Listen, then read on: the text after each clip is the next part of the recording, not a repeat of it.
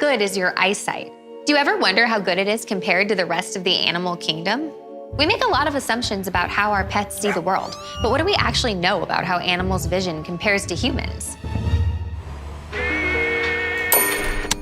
Hi, I'm Miranda Cosgrove. Welcome to the STEM Loft, where the landlord said it wasn't haunted and was honestly really weird about it. Since we can't ask a goldfish how many fingers we're holding up, researchers had to find another way to figure out how animals see the world. Scientists can track visual acuity across different species by identifying the anatomy of light-sensing cells in an animal's eye, or by performing visual behavioral tests. But sight is more than sensing light. That's just half of the equation. Vision requires neural circuits, or more simply, the brain has to process the complex patterns of light the eyes absorb. Even though we have a good idea of what visual information an animal can take in, how sharp the world looks to them is still an educated guess. We'd have to see it with our own two eyes.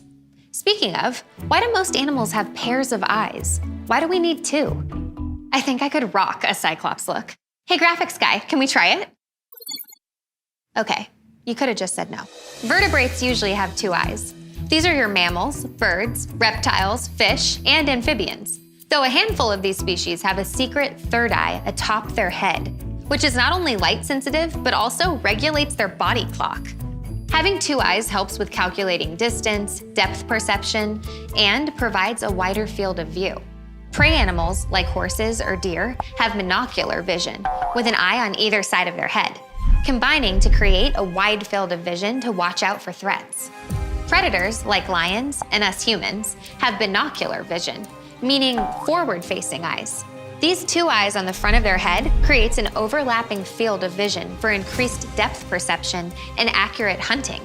Mother Nature has elaborated to create eyes in many different shapes and forms, which scientists have classified into two main types, simple and compound. You're probably more familiar with the simple eye structure, since that's what you and I have. This type of eye has a single chamber with a concave retina in the back of the eye and relies on one lens to see. A lens captures and focuses on light to send to the retina in order to create a clear image in the brain. Insects like dragonflies have something called compound eyes, which consist of many smaller lenses all clumped together. These multi-directional eyes give them a 360-degree view of their surroundings without even moving their head. If a simple eye is like a high-definition television, then a compound eye is a wall of screens in a video surveillance control room. Each individual screen isn't much detail, but a sudden change in movement is obvious enough to notice instantly. It really makes you wonder why there aren't more insect security guards. But even with all those lenses, simple eyes still produce a clearer image resolution than compound eyes. Now, let's talk about color. It's a common misconception that animals only see in black and white, though at nighttime, that is pretty much the only option. Human retinas have two types of photoreceptors for processing light into vision, rods and cones. These photoreceptors turn light into nerve impulses that the brain processes to give us information about our surroundings. Rods rule peripheral vision and help us see in low light, while cones are responsible for vision at higher light levels, helping us see fine details and deciphering colors. As a rule, if a vertebrate can see in low light, they can't see color at the same time. It's a one or the other situation. Except for frogs and toads, their eyes actually have a third type of cell that combines the low light sensitivity of rods with the color capabilities of cones, so they have full color vision at night. Many animals see better at night than we do, primarily because they have a light reflective tissue right behind their retinas called the tapetum lucidum.